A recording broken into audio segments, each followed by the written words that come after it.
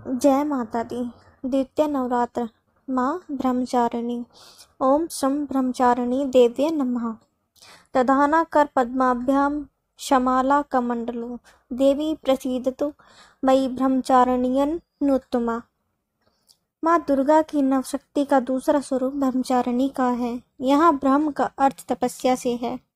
माँ दुर्गा का यह स्वरूप भक्तों और सिद्धों को अनंत फल देने वाला है।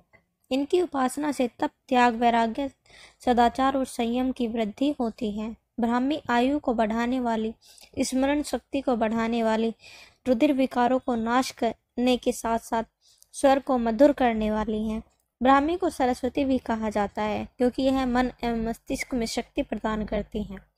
ब्रह्मचारिणी का अर्थ तप की चारिणी यानी तप का आचरण करने वाली है।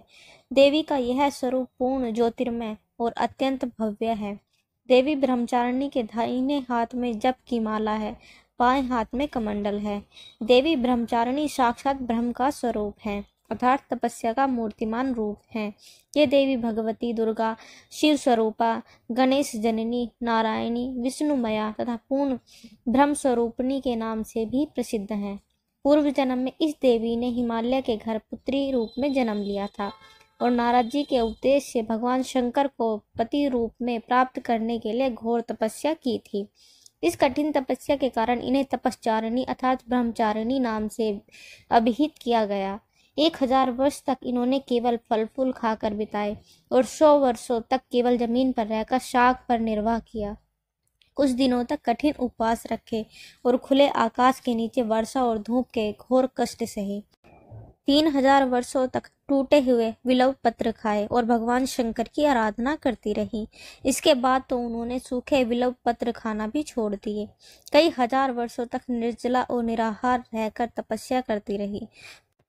पत्तों को भी छोड़ने के कारण ही इनका नाम अपर्णा पड़ गया। कठिन तपस्या के कारण देवी का शरीर क्षीण हो गया।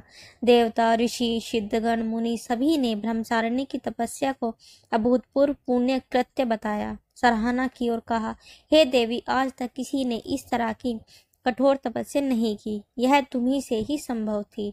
तुम्हारी मनोकामना परिपूर्ण होगी और भगवान चंद्रमौली शिवजी तुम्हें पति रूप में प्राप्त होंगे। अब तपस्या छोड़कर घर लौट जाओ। जल्द ही तुम्हारे पिता तुम्हें बुलाने आ रहे हैं।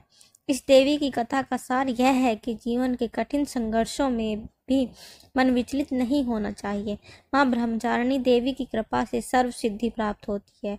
दुर्गा पूजा के दूसरे दिन देवी के इसी स्वरूप की उपासना की जाती है।